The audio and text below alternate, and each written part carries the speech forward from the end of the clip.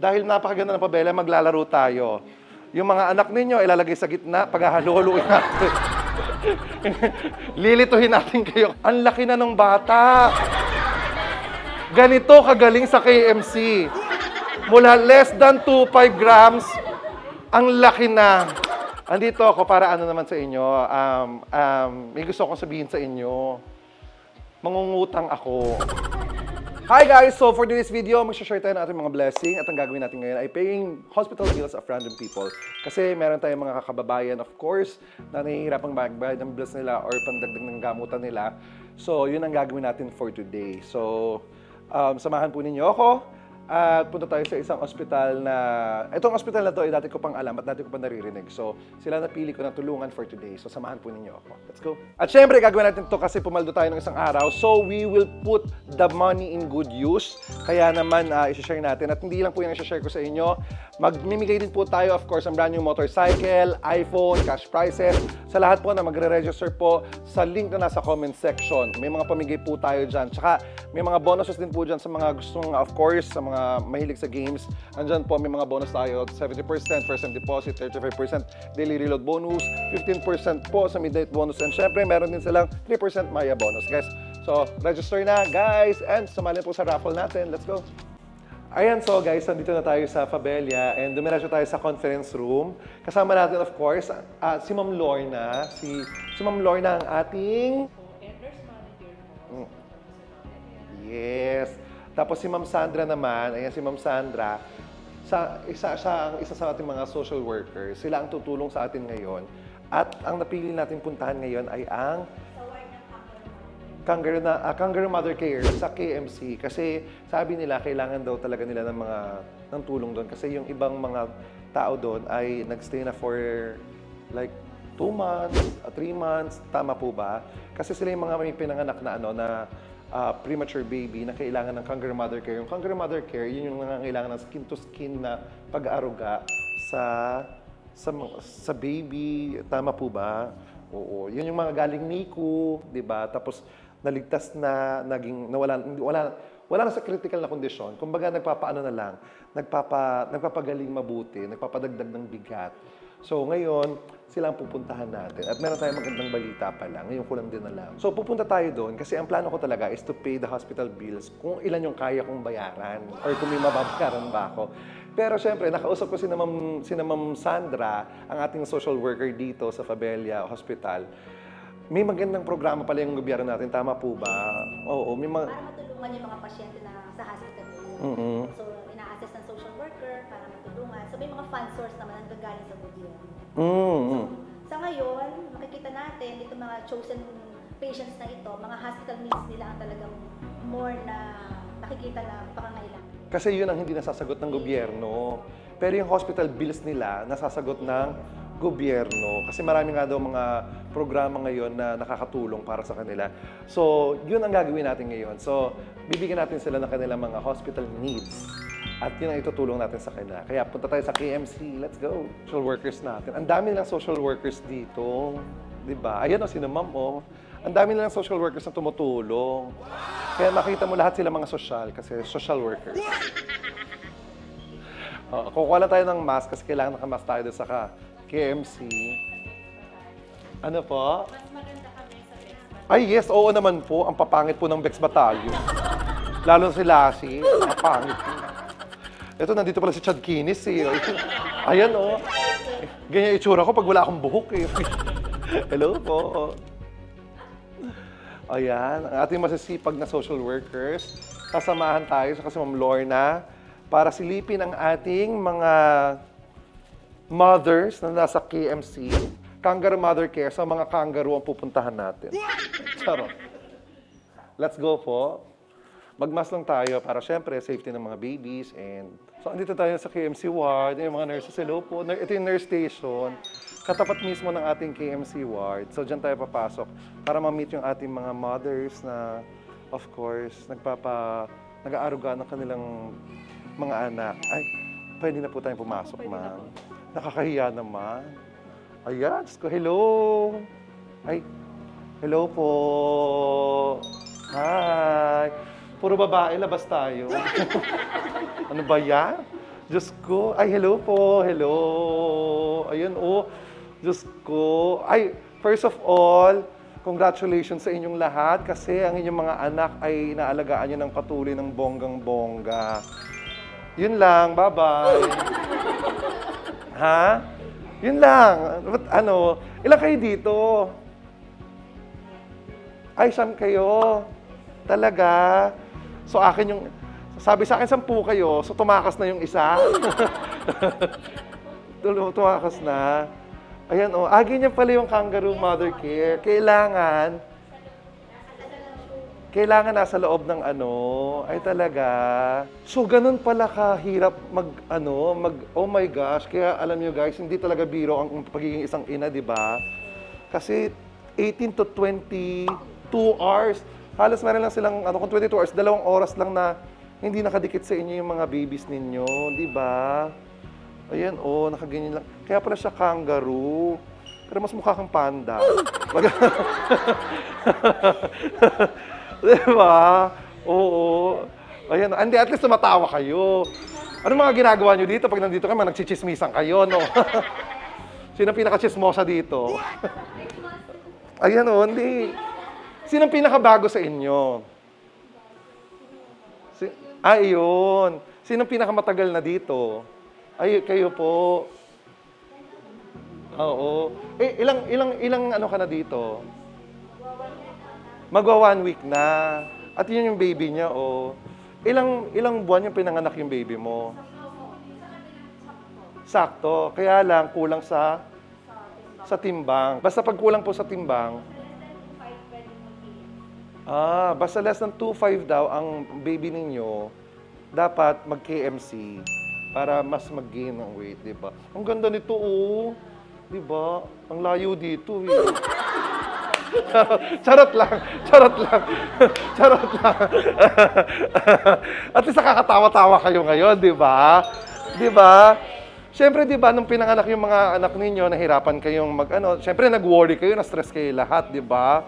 May langa ako sa ilong, be. Nunal ba yan? Nunal ba yan? Oo.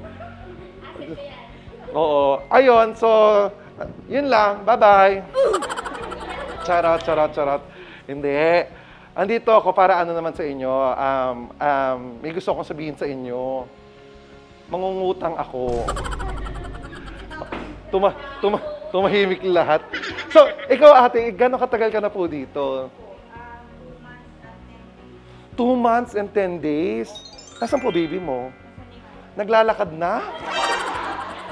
Grabe, ang galing talaga ng pabelya. Napapaglakad pa lang yung kagad natin, no? Gumagapang na po.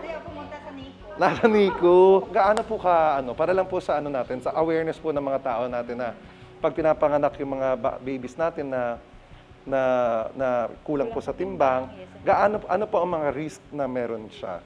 Risk regarding? Sa baby po. Depende kasi nun. May iba naman na, usually yung sa timbang, kung sakto naman sa buwan, tapos hindi kailangan ng gamutan or antibiotics or walang kailangan ng oxygen, napupunta sila sa ward. Pero may iba na kulang sa buwan na kailangan mag-oxygen or masyadong maliit yung timbang, antibiotics, nasa NICU sila. Pero once na stabilize naman sila, hindi kailangan ng oxygen, breastfeeding with mother, or parang grower na lang, kumbaga, pwede na silang umakyat dito sa ward para mag-start, para makapag-KMC. Buti na lang meron ng Fabella. Alam niyo po ba, guys, ito trivia lang to. Sa lahat po ng ospital sa buong Pilipinas, ang Fabella po talaga ang puntahan ng mga nanganganak, ng mga nanay. Siyempre, hindi naman pwede mga nakantatay. So, hindi, tama po ako, di ba? Ang Fabella po ang pinakasikat na paanakan na ospital, di ba? Although they do other cases din naman po, hindi naman po lahat. Pero napakasikat po nito sa mga nanay. Ewan ko ba kung bakit. Taga Laguna ka, ate. Ay talaga, tapos taga Cavite. Tapos pinili niya ang Fabella. Bakit? Ay, ikaw ate, taga Cavite.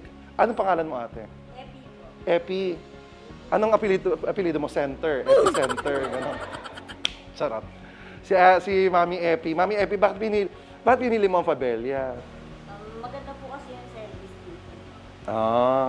Para po kayo naka-private. Ay talaga? May nag-ano po sa inyo, mag-assist na Oo. May sarili po kayong doktor na mag-CS. Tapos, after nyo mag-CS, pupuntahan pa po kayo nila. Bibistahin po kayo. Oo. Check po kayo. Kung okay na po kayo. Ganun. Oo, napakaalaga ng maalaga talaga ang Fabella. Palakpakan niyo ang Fabella. Iba talaga ang Fabella. But ganito, dahil napakaganda ng Fabella, maglalaro tayo. Yung mga anak ninyo, ilalagay sa gitna, paghahalo-haloin natin. Lilituhin natin kayo kung sino ang anak ninyo. Alamin natin yung pangalan na si Mami Ronaldine. May iba't iba kasi silang mga kwento talaga dito. Si ate naman, ate, anong pangalan mo? Jasmine. Ang apelido mo, Rice. Jasmine Rice. Charot lang. So Jasmine, ang puti naman ng anak mo, di ba? Gano'ng katagal ka na dito, Jasmine? 3 days pa lang. Masakit pa yung tayo pag tumatawa. Sorry naman. Si ate naman, ate? Jinky Gayas. Si ate Jinky Gayas. Tapos si ate naman, Ate Merlin. Uy, nagpaalam kami sa kanila na papasok kami dito. Okay naman nandito ako. O, tapos si ate, Mariam. Oh, defensor. No? Tapos si ate, ang pretty ni ate, oh. Nasaan mga asawa nyo? Ito, ikaw, ate. Collie? Collie? Ay, ang ganda ng pangalan, ha, Collie. Tapos ikaw, ate, pangalan? Vera. Oh, Vera Wang, no? Parang designer. Nasaan yung isa doon sa dulo? Ay, ito. White lady. White lady. Ay, hindi. Ito, alam ko naman syempre, mahirap naman yung pag-aalaga ng ano dito. Tapos, ang tagal nyo na dito, di ba? Sa KMC. May 3 days, may 2 months. Ikaw, ate, gano'ng katagal ka na dito? Magwa 1 month ka na. Pag ganyan, hindi ka ba naiinip, nababagot? Naiinip din naman po. Pero, At, yun nga, nililibang yung sarili. anong ginagawa niyo libangan dito? Kanta, ano na lang. Sample nga. Sample nga. Ito naman. Try niyo minsan Spirit of the Glass para nasa hospital tayo. Ay, hindi, ano lang, good news kasi gusto ko lang naman tumulong sa lahat, di ba? Siyempre, para sa inyo, alam ko na sabi sa akin na mas mga kailangan yung mga hospital needs. Magbibigay ako, siyempre idadaan natin to sa social workers natin. Magbibigay ako ng 100,000 para sa hati-hati kayo dito sa inyong ward para sa mga hospital needs ninyo. Okay lang ba yon? O wag na lang, malungkot kayo. Ay, hindi. Since 10 kayo dito, meron kayong additional na tig 10,000, a total of 100,000 para sa mga hospital needs ninyo. Para sa mga babies ninyo, syempre. Ano? Ay, kambal pala yan. Oo nga. Ang taray, kambal. Ah, talaga? Ano naman? Hindi. Ayun, wala. Gusto ko lang mag-share sa inyo na, ay, ikaw ba yung pang-10? Ay, alika dito. Alika dito. Ang laki na ng bata. Ganito kagaling sa KMC. Mula less than 2.5 grams, ang laki na. Nasaan ang nanay mo, Iha? Sinong bumuhat sa'yo? Kayo yata ang kambal, eh. Nasaan ang baby mo? Nasa Nico. Doon ka nagpadede sa Nico. Siya yung pang-10. Anong pangalan mo, ate? Aisel. O, ayan ha. Meron kayong tig 10,000 na pwede nyong gamitin sa hospital needs ninyo. Okay? Ayun lang. Hoy, magpagaling kayo. Alagaan yung mga bagets ng bonggong-bongga. Kasi nung pinanganak ako, less than 3 grams lang ako noon. Ganun lang ako noon. Charot lang. Naniwala ka naman. Tuwan-tuwa. So, ayun. Wala, dinalo ko lang kayo para doon. So, magpagaling kayo. Ate Rona, pagaling kayo ha. Ikaw 3 days ka pa lang. Sana huwag ka naman umabot ng 3 months dito. Ikaw, gano'ng katagal ka na ba? 2 months. Ikaw? 1 month. Ikaw? 1 month. Ano po ang pinakamatagal na nagstay dito sa loob ng mga ganito? Record. 3 months. Ikaw? 2 months po, 2 months bukas. Oy, mansari mo na. Tara, dinadalaw ka ng jowa mo. Wow! Buti pa yung pag-stay mo dito, may mansari. Kayo ng jowa mo, wala. Ikaw, gano'ng katagal ka na? Magwa 1 month. Talaga. Ikaw? Same. Tapos si ate, 2 months ka din. Magwa 1 month. O, ang prayer ko, sana makalabas na kayo lahat dito kaagad para mas makatipid na sa gastos. Alam natin ang ospital, napakagastos. Okay? Kaya ayon, sana makatulong sa inyo yung binigay kong para sa hospital needs ninyo, tig 10,000. Thank you, girls! Mag-iingat kayo, ha? Pagpagaling kayo mabuti, ha? Oo.